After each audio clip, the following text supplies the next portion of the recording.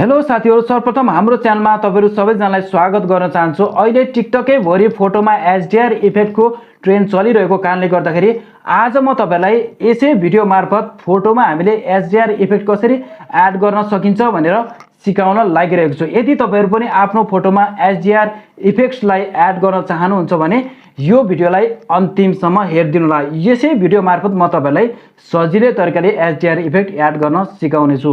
अहिलेसम्म तपाईहरु हाम्रो च्यानलमा नयाँ हुनुहुन्छ, च्यानललाई पहिलोचोटि भिजिट गर्दै हुनुहुन्छ भने च्यानललाई सब्स्क्राइब गरेर नजिकै रहेको बेल आइकनलाई प्रेस गर्न भने नबिर्सिनु होला। अब हामी मोबाइलको स्क्रिनतर्फ जाउँ। त्यो भन्दा पहिला यो भिडियोलाई एक लाइक जरुर गरिदिनु होला। सुरुमा तपाईले पिक्सार्ट एप्लिकेसनलाई गुगल प्ले स्टोरबाट अथवा एप्पल स्टोरबाट सजिलैसँग डाउनलोड गर्न सक्नुहुनेछ। त्यसपछि तपाईले पिक्सार्ट एप्लिकेसनलाई ओपन गर्नुहोला। यहाँनिर यस्तो खालको इन्टरफेस आउँछ। तपाईले स्किप बटनलाई प्रेस गरेर स्किप गर्नुहोला। फेरि यहाँनिर यस्तो खालको इन्टरफेस आउँछ। तपाईले यो क्रस बटनलाई प्रेस गर्नुहोला। यसलाई प्रेस गर्ने बित्तिकै तपाईहरुको अगाडि यस्तो खालको इन्टरफेस सो हुनेछ। यहाँ धेरै नै अप्सनहरु तपाईले देख्न सक्नुहुन्छ। यो सेन्टरको अप्सन प्लस लाइनको रहेको छ। यो प्लस आइकनलाई तपाईले क्लिक गर्नुपर्ने हुन्छ। यसरी यहाँनिर क्लिक गरिसकेपछि अब तपाईले यहाँनिर एउटा फोटो एड गर्नुपर्ने हुन्छ। त्यसको लागि तपाईले यो अल एल्बम भन्ने अप्सनलाई क्लिक गर्नुपर्ने हुन्छ। यसलाई क्लिक गरिसकेपछि यहाँनिर तल देख्न सक्नुहुन्छ तपाईहरुको सम्पूर्ण फोल्डरहरु यहाँनिर सो गर्नेछन्। तपाईको फोटो कुन फोल्डरमा रहेको छ तपाईले त्यो फोल्डरलाई क्लिक गर्नुहोला। त्यसपछि तपाईले आफ्नो फोटोलाई सिलेक्ट गर्नुहोला। यसरी सिलेक्ट गर्ने बित्तिकै फेरि यहाँनिर यस्तो खालको इन्टरफेस तपाईले देख्न सक्नुहुन्छ। यहाँनिर यो क्रस बटनलाई फेरि क्लिक गर्नुपर्ने हुन्छ। यसलाई क्लिक गरिसकेपछि अब हामीले यो फोटोमा केही एडजस्टमेन्टहरु गर्नुपर्ने हुन्छ। त्यसको लागि तपाईले यो टुलको आइकनलाई क्लिक गर्नुहोला। यो टुलको आइकनलाई क्लिक गरिसकेपछि यहाँनिर एडजस्टको बटन देख्न सक्नुहुन्छ। यो एडजस्टको आइकनलाई क्लिक गर्नुहोला।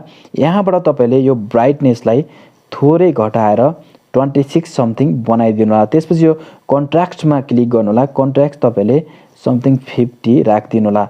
50 राखिसकेपछि यो क्ल्यारिटी भन्ने अप्सन देख्न सक्नुहुन्छ। यसलाई क्लिक गरेर तपाईले यो क्ल्यारिटीलाई 100 गर्नुहोला। 100 गरिसकेपछि यहाँ सेचुरेसन देख्न सक्नुहुन्छ। सेचुरेसनलाई क्लिक गरेर सेचुरेसनमा भने तपाईले थोरै सेचुरेसनलाई बढाइदिनु होला। त्यसपछि तपाईले यो हाइलाइट्सलाई क्लिक गर्नुहोला। हाइलाइट्सलाई क्लिक गरेर तपाईले हाइलाइट्सलाई पनि माइनस गर्नुहोला। माइनस समथिङ 30 समथिङ गर्नुहोला। त्यसपछि तपाईले स्याडोको अप्सनमा जानुहोला। स्याडोलाई पनि तपाईले थोरै माइनस गरिदिनु होला। यति गर्नु भएपछि तपाईले अब यो टिक मार्कलाई क्लिक गर्नुहोला। यति गरिसकेपछि अब तपाईले यहाँनिर इफेक्टको आइकनमा जानुहोला। इफेक्टको आइकनलाई क्लिक गर्नुहोला। त्यसपछि तपाईले यहाँनिर HDR इफेक्ट देख्न सक्नुहुन्छ। यो HDR लाई क्लिक गर्नुहोला। त्यसपछि तपाईले यो मर्ज बटनलाई प्रेस गरेर मर्ज गरिदिनु होला।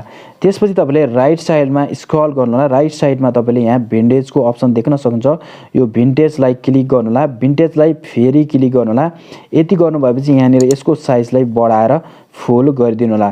त्यसपछि फिड देख्न सक्नुहुन्छ। यो फिडलाई तपाईले यसलाई पनि तपाईले बढाएर थोरै 92 समथिङ राखिदिनु होला।